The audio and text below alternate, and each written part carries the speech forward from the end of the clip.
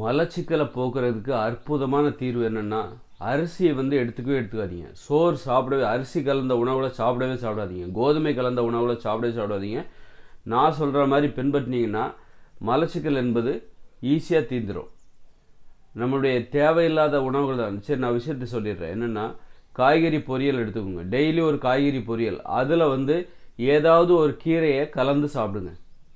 காய்கறி பொரியலில் நீங்கள் உப்பு போட்டு ஒரு பொரியல் பண்ணிவிடுங்க.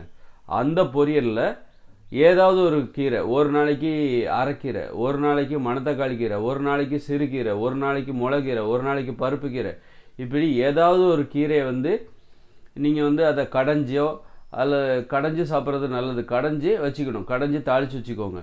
ஏதாவது ஒரு காய்கறி பொரியல், ஒரு நாளைக்கு ஏதாவது பீன்ஸு கேரட்டு அந்த மாதிரி ஒரு பொரியல், இன்னொரு நாளைக்கு இப்படி காய்கறி பொரியல் நிறைய இருக்குல்ல, இந்த மாதிரி ஏதாவது ஒரு காய்கறி பொரியல் இந்த கீரையோட இந்த காய்கறி பொரியலை கலந்து டெய்லி மதியம் சாப்பிட்ருங்க, ஒரு வேளை சாப்பிட்ருங்க. அப்புறம் பார்த்திங்கன்னா அவங்களுக்கு இந்த மலச்சிக்கல்ங்கிறதே போயிடும். இதுதான் அரிசி மட்டும் சேர்த்துங்க. சோறு சாப்பிட்டு நீங்கள் என்ன தான் கீரை சாப்பிட்டாலும் சரி, அதாவது சோத்தோடு நீங்கள் பழத்தை சாப்பிட்டா அவனுக்கு சுகர் அதிகமாகிடும், சுகர் வந்துடும். அதுவே சோறு இல்லாமல் பழத்தை சாப்பிட்டீங்கன்னா உங்களுக்கு சுகர் குறைஞ்சிரும். அதுபோல் தான் நீங்கள் இந்த கீரையை சாப்பிடும்போதும் நீங்கள் கீரையோடு சேர்த்து என்ன தான் சோத்தோடு கலந்து டெய்லி ஒரு கீரை சாப்பிட்டீங்கன்னு வச்சுக்கோங்களேன், அதனால் உங்களுக்கு மலச்சிக்கல்லாம் போகாது.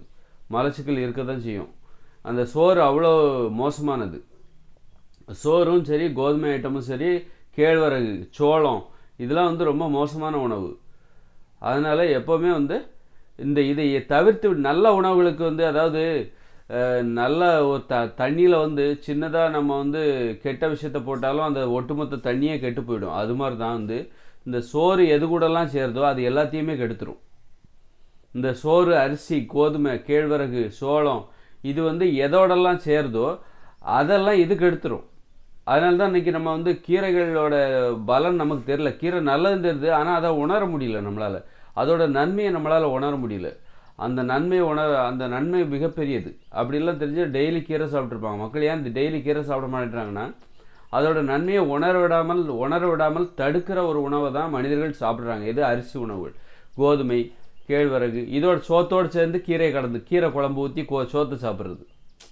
ஒரு மோசமான விஷயத்தை நல்ல விஷயத்தை பயன்படுத்தி சாப்பிடும்போது எப்படி நன்மை கிடைக்கும்? அதாவது கீரைங்கிறது நல்ல விஷயம், சோறுங்கிறது மோசமான விஷயம். அந்த சோத்தில் நீங்கள் கீரை பிசைஞ்சு சாப்பிட்றீங்க அப்படின்னா உங்களுக்கு நன்மை கிடைக்காது. கீரையோட நன்மை கிடைக்காது. கீரையோட நன்மை மட்டும் உங்களுக்கு தெரிஞ்சிருந்துன்னா டெய்லி நீங்கள் கீரை சாப்பிடாமல் இருக்க மாட்டீங்க. அதில் அவ்வளோ நன்மை இருக்குது. அதனால் மலச்சிக்கல் உள்ளவங்களுக்கு அற்புதமான தீர்வு இது. ஒரு கண்டுபிடிப்புன்னு சொல்லலாம். அப்போ நீங்கள் என்ன பண்ணணும், ஏதாவது ஒரு கீரை ஒரு காய்கறி பொரியல், டெய்லி ஒரு கீரை, அரைக்கீரை, ஏதோ ஒன்று தாளிச்சோ கடைஞ்சோ, ஒரு நாள் மணத்தக்காளி கீரை, இந்த மாதிரி கீரையை ஒரு நாள் மாற்றிக்கிட்டே போங்க. மாற்றிட்டு இந்த காய்கறி பொரியலோட கலந்து சாப்பிடணும். இந்த காய்கறி பொரியலில் நீங்கள் இதெல்லாம் சேர்த்துக்கோங்க. சுண்டல் சேர்த்துக்கோங்க. ஒரு நாளைக்கு ஊற வச்ச சுண்டலை கலந்து ஒரு பொரியல், அதில் காய்கறி பொரியலோட இந்த சுண்டல் இருக்கலாம். அல்லது அதில் பச்சைப்பயிரை தண்ணியில் ஊற வச்சு அதை லைட்டாக வேக வச்சு அதை இந்த காய்கறி பொரியலோட கலந்து அதில் இந்த கீரை பொரியலை கலந்து சாப்பிடுங்க. கீரை தினமும் சேர்த்துக்கணும். காய்கறி பொரியலோட கண்டிப்பாக சேர்க்கக்கூடாது. எதோடனா சோத்தோடு சேர்த்துறாதீங்க.